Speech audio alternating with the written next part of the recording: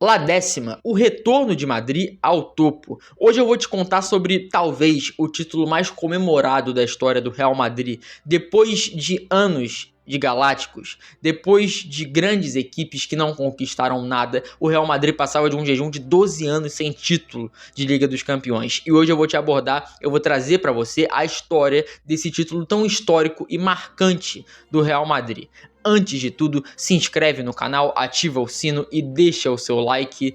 Começamos. O Real Madrid passava por uma boa época no fim dos anos 90. Na temporada 97-98 eles ganharam a Liga dos Campeões. Depois na temporada 99-2000 eles ganharam a Liga dos Campeões. 2000-2001 o Florentino assume. Eles contratam o Figo do Barcelona e conseguem ganhar a Liga que não ganhavam há 4 anos. Na temporada seguinte eles chegam simplesmente Zidane, que já era campeão do mundo e já era melhor do mundo. E o cara ganha a Liga dos Campeões com direito a um puta golaço na final, um gol de voleio que é talvez o maior gol da Liga dos Campeões. Talvez com um certo favoritismo. E até ali tava tudo bom. Nessa temporada também, o Ronaldo Fenômeno consegue ganhar o Penta com o Brasil e é contratado pelo Real Madrid na temporada seguinte, na temporada 2-3, e o Real Madrid, e na temporada de estreia do Fenômeno, ele ganha o título de La Liga com o Real Madrid, ou seja, até aí tudo bem. Mas até aí, quando você estuda Idade Média, ou estudava, ou ainda vai estudar, tem a alta Idade Média, que é o momento que ela surge muito bem, e a baixa, que é o momento que ela desce. Aqui vou te contar a história que até a temporada 2-3 é a alta galáctica. Agora vem a baixa. Na temporada 3-4 chega David Beckham, e eles não ganham nada. Na temporada 4-5 chega Michael Owen, ex-bola de ouro, e eles não ganham nada. Na temporada 5-6 chega Robinho, Sérgio Ramos, Cicinho e Júlio Batista. Eles não ganham nada. Essa baixa Idade Média foi muito ruim. Essa baixa galáctica foi muito ruim para o Real Madrid e foi algo que realmente marcou o fracasso de uma diretoria que focava em estrelas e pouco reforçava a defesa. O time perdeu Makelele e tinha jogadores certamente fracos na defesa para um ataque tão bom. E esse é o grande motivo que, na minha opinião, o Real Madrid não foi campeão da Champions League no comando dessa era galáctica e no comando do Florentino. Por sinal, dessas temporadas aqui, Vanderlei Luxemburgo comandou o Real Madrid. Então, o Paul Fechou comandou o Real Madrid em uma dessas temporadas, infelizmente, em uma das temporadas de insucesso do Real Madrid. Bom, o Ronaldo Fenômeno saiu no meio da temporada 6-7, o Beckham saiu no fim da temporada 6-7, o Figo saiu no fim da temporada 4-5, o Zidane se aposentou no fim da temporada 5-6 e o Michael Owen saiu no final da temporada 4-5. Até esse momento, os Galácticos estavam acabados. Na verdade, eles acabaram. As 2 temporadas pós-Galácticos, elas foram até que positivas. O Real Madrid foi campeão na temporada 6-7 de La Liga e campeão na temporada 7-8 de La Liga, mas caiu muito cedo nesses 2 anos na Liga dos Campeões, caiu nas oitavas de final. E pela frente também foi isso que aconteceu. Na temporada 8-9 e na 9-10, eles não ganharam nada e caíram nas oitavas de finais da Champions. Só para imaginar, vou te contar o que aconteceu. O Real Madrid caiu na fase de oitavas de final na temporada 4, 5, 5, 6, 6, 7, 7, 8, 9, 10. 5 anos seguidos do maior time do mundo sendo eliminado nas oitavas de final da Liga dos Campeões. Hoje isso é algo que eu não consigo pensar, eu não consigo projetar. É muito impensável. E isso aconteceu. Só que no fim desses 5 anos, o Florentino olhou o Mourinho, ganhando tudo na Inter de Milão, depois de já ter feito um ótimo sucesso no Porto. Ele ganhou Série A, Copa Itália e a Liga dos Campeões, que não vinha há muito tempo para o time de Milão. E ele falou, eu quero esse cara, o Guardiola tá surgindo aqui como um treinador, uma estrela, e eu preciso da outra estrela, do outro treinador que é uma estrela no futebol mundial, que ganhou do Barcelona, pro meu time. E foi o que ele fez. José Mourinho chega ao Real Madrid e ele monta um time, ele monta uma base, mas não consegue ganhar. Na temporada 10-11 ele chega às semifinais, eu vou até trazer para você isso aqui, ele chega às semifinais e ele é eliminado pelo Barcelona, uma rivalidade muito forte que ele tinha com o Pep Guardiola. Ele caiu contra o Barcelona, por sinal, ele fez aquela retranca que ele tinha em jogar no contra-ataque e não deu certo. O Pepe foi expulso, o Messi meteu o gol e foi eliminado. Na temporada seguinte, o que acontece? O Real Madrid eliminado de novo para o Bayern de Munique. Um jogo que no agregado foi 3-3, mas nos pênaltis o Real Madrid caiu Por sinal, o Kaká perdeu o pênalti, o Cristiano Ronaldo perdeu o pênalti e o Sérgio Ramos perdeu o pênalti. Segundo o próprio Mourinho, e o Cristiano Ronaldo também, foi uma das derrotas, uma das eliminações mais pesadas e que destruíram os caras. Foi muito pesado aquela eliminação, porque o Real Madrid chegou muito perto de voltar a uma final de Liga dos Campeões e não voltou. E por sinal, nessa temporada, o Real Madrid ele conseguiu 100 pontos em La Liga, contra o Barcelona do Guardiola, algo histórico, algo enorme, que só José Mourinho e Cristiano Ronaldo e o Real Madrid conseguiriam. Na última temporada de José Mourinho, na temporada seguinte, ele cai para o Borussia Dortmund na Liga dos Campeões e já muito desgastado, já muito brigado, com problemas, o Real Madrid decide que cada um ia seguir seu caminho no fim da temporada, e a temporada 13-14 busca novos treinadores e, na verdade, busca um novo treinador, que é o contrário de Mourinho. O Real Madrid busca o contrário de Mourinho, que é o Ancelotti, um cara que é calmo, que é tranquilo. O próprio livro dele fala muito sobre isso, e o Ancelotti consegue, na primeira temporada, muito sucesso. Chegou o Bale, que era a maior contratação da história. Eles também contrataram o Isco, que era um destaque no Málaga, e retornaram ao clube o Carvajal e o Casemiro. Eles disseram: agora vai, é hora de ganhar, é hora de La Décima. Nesses anos de frustrações, eles conseguiram trazer algumas coisas boas, como na temporada de 2007, o Marcelo, na temporada de 2008, o Pepe, na temporada de 2009, Kaká, Benzema e Cristiano Ronaldo. O Kaká nem estava mais na temporada que o Ancelotti chegou, mas é um cara que sofreu com lesões, mas ainda assim jogou um bom tempo no Real Madrid.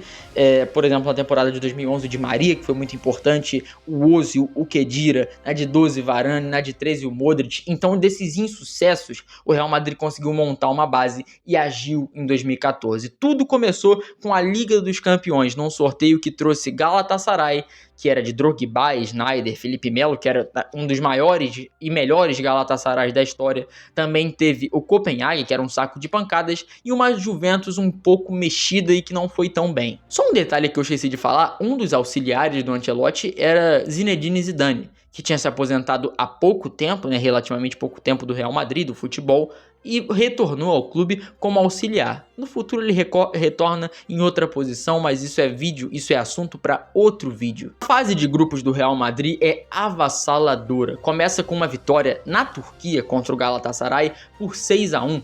Por sinal, 3 gols do Cristiano Ronaldo nesse jogo. Ele joga um absurdo, que, diga-se de passagem, dos 6 jogos da fase de grupos, o Real Madrid ganhou 5 e empatou 1. E desses 6 jogos, o Cristiano Ronaldo ele jogou 5 jogos e meteu 9 gols, caminhando a grandes passos para o recorde. Depois de uma fase de grupos tranquila e dominante do Real Madrid, as bolinhas rodaram e o sorteio apontou para o Schalke, um grande time na Alemanha, um time competitivo, que não teve nem chance com o Real Madrid. No jogo de estreia foi na Alemanha, no jogo da ida foi na Alemanha, e o Real Madrid gostou de estrear com o resultado de 6-1, e foi o que aconteceu. Nesse jogo, por sinal, foram 2 gols de cada integrante do trio BBC, Bale, Benzema e Cristiano. Cada um marcou 2 gols e foi um jogo absurdo. No jogo da volta foi um jogo que já estava naquele clima de já ganhou do Real Madrid, mas ainda assim a equipe conseguiu ganhar de 3-1 do Schalke dentro do Bernabéu e se classificou com muita tranquilidade. Agora a chapa esquenta um pouco, porque o adversário é o Borussia Dortmund, o time que eliminou o Real Madrid na temporada anterior nas semifinais, e é hora de vingança. Um Borussia Dortmund de Marco Reus, de Hummels, de Alba, de Mkhitaryan, de Lewandowski e treinado por Jürgen Klopp. Por sinal, na estreia, no jogo da ida no Santiago Bernabéu, o Real Madrid meteu um 3-0 absurdo, uma pressão avassaladora do Real antes dos 60 minutos. Por sinal, nesse jogo, o Borussia sentiu muita falta do Lewandowski, que não jogou porque estava suspenso, e foi um 3-0 que, quando tentava atacar, faltava a referência, que era o Lewandowski. O Alba ainda estava um pouco cru para o futebol. Depois ele viria a ser um grande jogador, mas nesse momento ele ainda não era tudo e precisava do Leva. E ele estava suspenso. Nesse jogo, o Isco marcou, o Cristiano Ronaldo marcou e o Bale marcou. Só que na volta, eles iriam à Alemanha com um certo problema. Cristiano Ronaldo estava fora com tendinite, mas mesmo assim, muito otimismo. O Real meteu 3 dentro de casa, vai à Alemanha tranquilo, 3-0 de vantagem, administra e leva.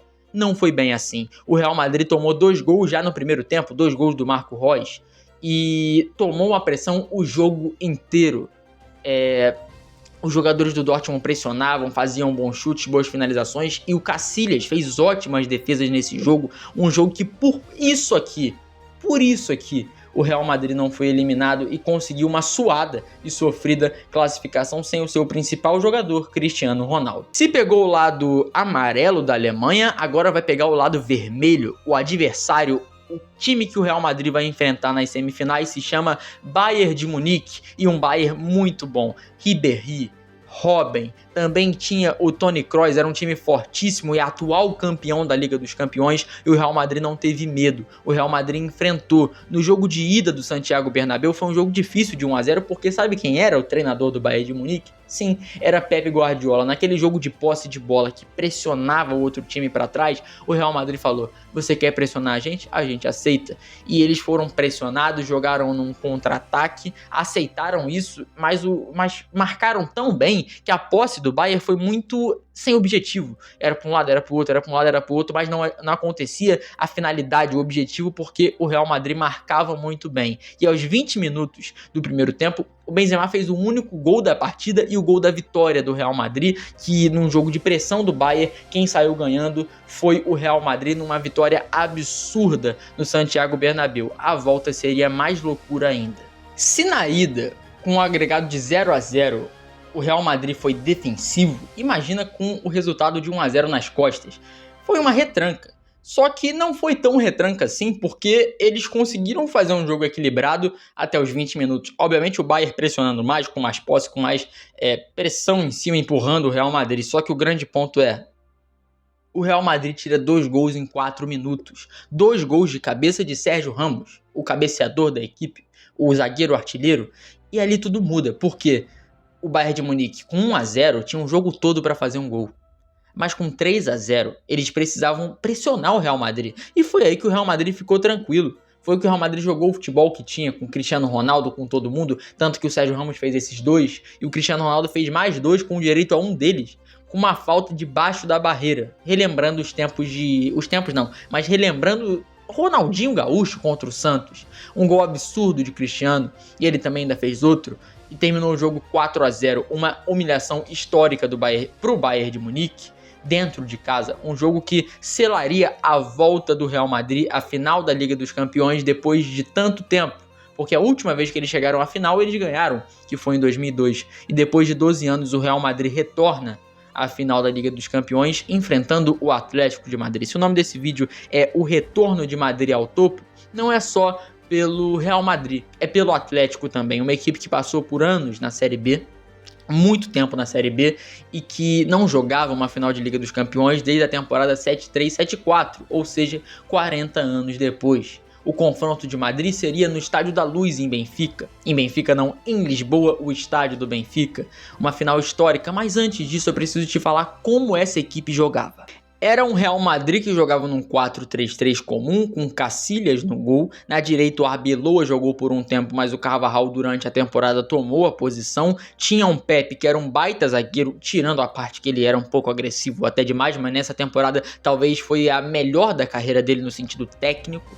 O Sérgio Ramos, que além de ídolo do Real Madrid, é um zagueiro que é um dos melhores da história, tecnicamente um absurdo. Na esquerda o Coentrão era a escolha do Ancelotti por ele ser mais defensivo, mas só que quando o Real Madrid precisava marcar gols e ir pra cima, ele tirava o Coentrão e botava o Marcelo pro time subir e apoiar mais. Foi o que aconteceu na final, que a gente fala daqui a pouco. Outro ponto importante é que o trio de meio de campo tinham jogadores completamente diferentes um do outro. E voltando ao Pepe, ele não jogou a final por lesão e jogou o Varane, que era o terceiro zagueiro dessa equipe, sempre entrava ali. No meio de campo, o Xabi Alonso era o cérebro dessa equipe, o cara que ditava o ritmo, controlava o jogo e tudo começava nos pés dele. Ele também não jogou a final por suspensão, com o Khedira sendo seu substituto. Por sinal, o outro jogador de meio de campo era Luka Modric, o motor da equipe, o baixinho que estava na sua segunda temporada de Real Madrid, mas que parecia que estava há 10 anos no clube, porque o cara tinha muito controle do que fazia, movimentava o time do Real Madrid, junto com o Xabi Alonso, tirava a bola da defesa, levava para o ataque e jogava muito bem. E como, não sei, um camisa 10, mas também recuado para o meio campo, Ángel Di Maria, a grande surpresa do Real Madrid e foi o melhor jogador da final, que a gente também vai abordar daqui a pouco. Um cara que tinha o chute de fora da área, conseguia driblar para dentro da área e tinha uma habilidade absurda. Um grande jogador, talvez um dos mais subestimados da história do futebol. E no ataque, um dos maiores trios da história do futebol, o BBC, Bale, Benzema e Cristiano Ronaldo. Esse time jogava na transição, ele era muito rápido, muito físico. Imagina, uma ponta, Cristiano Ronaldo, na outra, o Bale, o Benzema no meio, que não era nada valorizado, sendo que hoje em dia, depois que o Cristiano saiu, até o momento que ele saiu do Real Madrid, a gente viu quão bom era o Benzema, só que ele era ofuscado pelo talento de um cara chamado Cristiano Ronaldo, que é um bizarro da bola. E aquele Real Madrid era uma equipe muito forte e chegou o momento da final. Eu vou até conferir e é isso mesmo. O dia 24 de maio de 2024, a final da Liga dos Campeões. O Atlético de Madrid, ele foi campeão espanhol naquele ano, depois de tanto tempo, contra tudo e contra todos, com um Barcelona fortíssimo, um Real fortíssimo, mas o campeão foi o Atlético. O Atlético, por sinal, o Real Madrid também fez um ano bom, um ano competitivo, e o título que restava, na verdade o principal objetivo, era a Liga dos Campeões. Por sinal, o favoritismo ia ao Real Madrid, mas tinha ressalvas, porque o Real Madrid não tinha o Xabi Alonso, que era o cérebro da equipe, não tinha o Pepe, que foi um zagueiro que jogou durante o ano inteiro. Além disso, não era mais o Arbeloa, o titular na direita, e sim o Carvajal. Vamos lá. Foi o Real Madrid com aquele trio muito forte e o Atlético de Madrid num jogo coletivo, físico, defensivo, que era também muito bom no comando do Simeone. Vamos para a final. No primeiro tempo, o Atlético adotou uma postura defensiva e estava um jogo complicado, o Real tentando atacar, mas o Atlético muito bem defensivamente, um muro frente à área e não conseguia dar chances do Real Madrid de buscar um gol, de buscar uma finalização.